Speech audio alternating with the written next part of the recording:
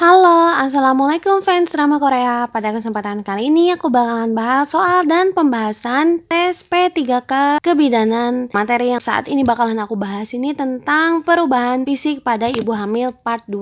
So, untuk mempersingkat waktu, kita langsung aja ya.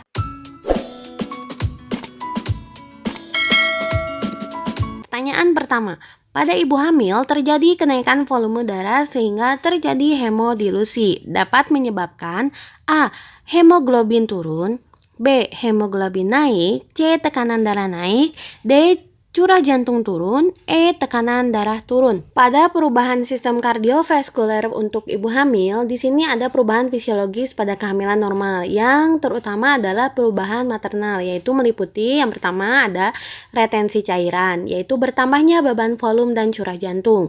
Yang kedua, terjadinya hemodilusi sehingga menyebabkan anemia relatif, hemoglobin turun sampai 10%. Dan yang ketiga, akibat pengaruh hormon, tahapan perifer vaskular menurun. Yang keempat, tekanan darah sistolik maupun diastolik pada ibu hamil trimester 1 turun 5-10 mm Hg. Dan hal ini kemungkinan disebabkan karena terjadinya vasodilatasi perifer akibat perubahan hormonal pada kehamilan. Tekanan darah akan kembali normal pada trimester 3 kehamilan. Yang kelima, curah jantung bertambah 30-50% dan maksimal akhir trimester 1 menetap sampai akhir kehamilan. Yang keenam, volume darah maternal keseluruhan bertambah sampai 50%. Dan yang ketujuh, trimester kedua denyut jantung meningkat 10-15 kali per menit. Dapat juga timbul palpitasi. Dan yang kedelapan, itu volume plasma bertambah lebih cepat pada awal kehamilan, kemudian bertambah secara perlahan sampai dengan akhir kehamilan. Berarti untuk pertanyaan nomor 1, di sini karena terjadi kenaikan volume darah sehingga terjadi hemodilusi, jawabannya adalah yang A, yaitu hemoglobinnya turun. Pertanyaan selanjutnya, karena pengaruh hormon MSH, maka timbul linea nigra pada ibu hamil. Yang dimaksud linea nigra adalah A. Flek-flek hitam pada wajah, B. Garis biru kehitaman dari atas simfisis ke pusat, C. Garis putih dari atas simfisis ke pusat, D. Garis biru kehitaman pada perut, E. Garis putih dari bawah perut ke perut. Jawabannya adalah yang B. Pertanyaan selanjutnya, ibu hamil tidak dianjurkan untuk berpuasa karena dapat terjadi A. Berat badan turun, B. Anemia, C. Hipoglikemi, D. Hipotensi, E. Berat badan naik. Jawabannya adalah yang C, yaitu hipoglikemi. Kalau buat aku pribadi, kalau untuk pasien-pasien yang ingin tetap berpuasa, aku sih selalu nganjurin untuk makan tetap 3 kali sehari. Itu hanya dirubah waktunya. Jadi yang biasanya kita itu makan pada siang hari gitu kan ya, pagi makan siang, makan malam. Nah sekarang itu karena kalau lagi bulan puasa itu berubah menjadi waktu saat berbuka, nanti mau tidur, dan pada saat sahur, sehingga kebutuhan nutrisi ibu hamil itu tetap tercukupi. Itu sih kalau saran aku untuk ibu-ibu hamil yang pengen berpuasa, karena kalau menurut aku prinsipnya balik lagi, ibu hamil itu kan hanya wanita yang sehat yang bisa hamil. Jadi insya Allah sih berpuasa kalau misalnya asupan nutrisinya bisa dijaga, ya nggak masalah gitu. Nomor 4, posisi ibu hamil yang hiperlordosis dapat menyebabkan A. Cepat lelah, B. Sakit pada tungkai, C. Nyeri pinggang, D. Sering BAK, E. Cepat merasa kenyang.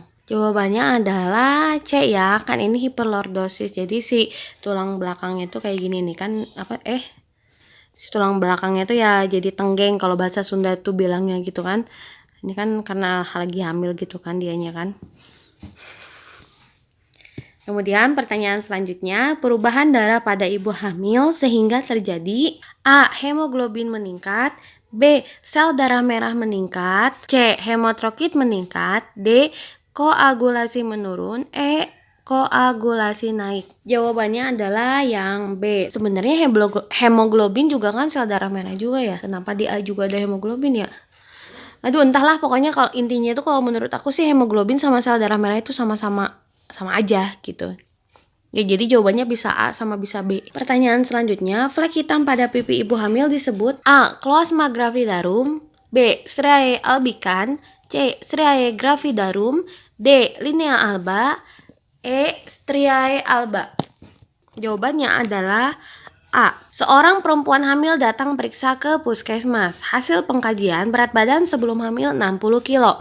Berat badan sekarang 65 kilo. Tinggi badan 160.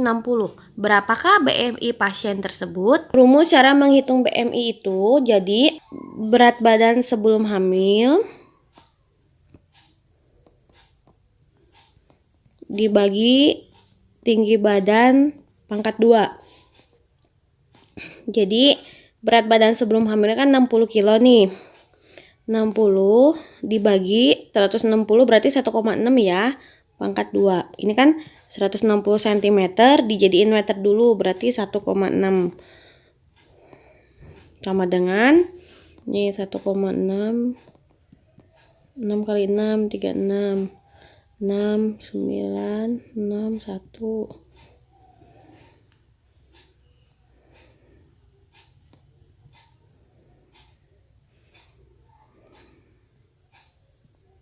Dibagi 2,56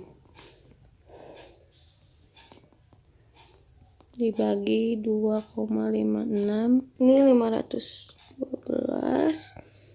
2 8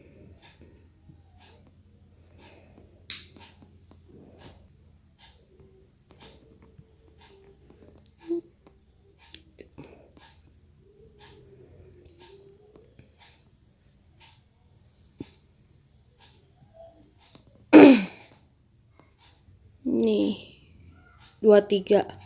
Kok nggak ada jawabannya mah? Salah deh kayaknya. 60 kan? 60 dibagi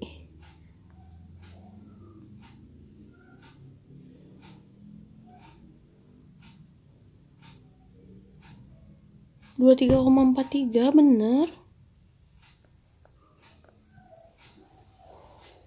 Ini kok nggak ada ya? 2443 25. Ya, kayaknya harusnya jawabannya 23 deh. Bener nggak? Coba deh teman-teman hitung. Hitungan aku sih harusnya di sini. Nggak ada yang bener sih jawabannya. Ya udah A aja yang paling deket deh. 23,43 itu di sini 24,43 ya. Harusnya jawabannya 23,43. Aku yakin sih ini jawabannya. Cuman itunya kayaknya salah deh. Kenapa jadi 24,43? Oke, kita lanjut aja deh pertanyaan selanjutnya.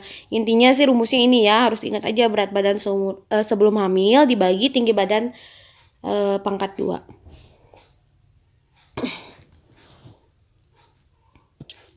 Pertanyaan selanjutnya, seorang perempuan hamil datang periksa ke puskesmas. Hasil pengkajian, berat badan sebelum hamil 60 kilo, berat badan sekarang 65, tinggi badan 160. BMI pasien tersebut termasuk A. ringan, B. normal, C. tinggi, D. gemuk, E. kurus. Tadi kita udah dapat ya.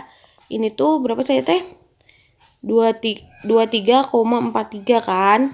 Nah, kita harus tahu 23,43 itu masuk ke kategori yang mana? 23 itu berarti di normal. Jawabannya berarti yang B ya. Pertanyaan selanjutnya. Ibu hamil sering mengalami kram pada otot. Hal ini disebabkan oleh A. hipoprotein, B. hiperprotein, C. hipokalsemia, D. hiperkalsemia, E. perubahan hormonal. Jawabannya adalah C. hipokalsemia. Nih, ada pada sistem perubahan persyarafan. Jadi, yang pertama, ibu hamil itu menjadi lordosis, ya kan? Akibat pembesaran uterus sehingga tarikan saraf atau kompresi akar saraf dapat menyebabkan perasaan nyeri. Jadi tadi tuh yang pertanyaan sebelumnya ya, nyeri di pinggang. Terus udim dapat melibatkan saraf perifer, dapat juga menekan saraf median di bawah carpalis pergelangan tangan sehingga menimbulkan rasa terbakar atau rasa gatal dan nyeri pada tangan menjalar ke siku. Paling sering terasa pada tangan yang dominan. Yang ketiga, posisi ibu hamil yang membungkuk menyebabkan terjadinya tarikan pada segmen plexus brachialis sehingga tubuh akroestasia atau rasa baal atau gatal di tangan. Yang keempat, ibu hamil sering mengeluh mengalami kram otot. Hal ini disebabkan karena suatu keadaan yang disebut hipokalsemi. Jadi kekurangan kalsemi. Dan yang kelima, nyeri kepala pada ibu hamil dapat disebabkan oleh vasomotor yang tidak stabil, hipotensi postural atau hipoglikemi. Nah, nomor 9 berarti jawabannya yang C ya. Kita ke pertanyaan selanjutnya. Posisi ibu hamil yang membungkuk menyebabkan terjadinya tarikan pada segmen plexus brachialis sehingga timbul akroestesia. Yang dimaksud akroestesia adalah ini yang tadi ya. Apa coba? Akroestesia itu rasa, baal, atau gatal di tangan. Jawabannya berarti D. Oke, segitu dulu mungkin pembahasan dan soal tes P3K kebidanan versi fans drama Korea. Jangan lupa klik like, subscribe, dan komennya supaya aku semakin semangat untuk sharing video-video selanjutnya. Terima kasih. Assalamualaikum.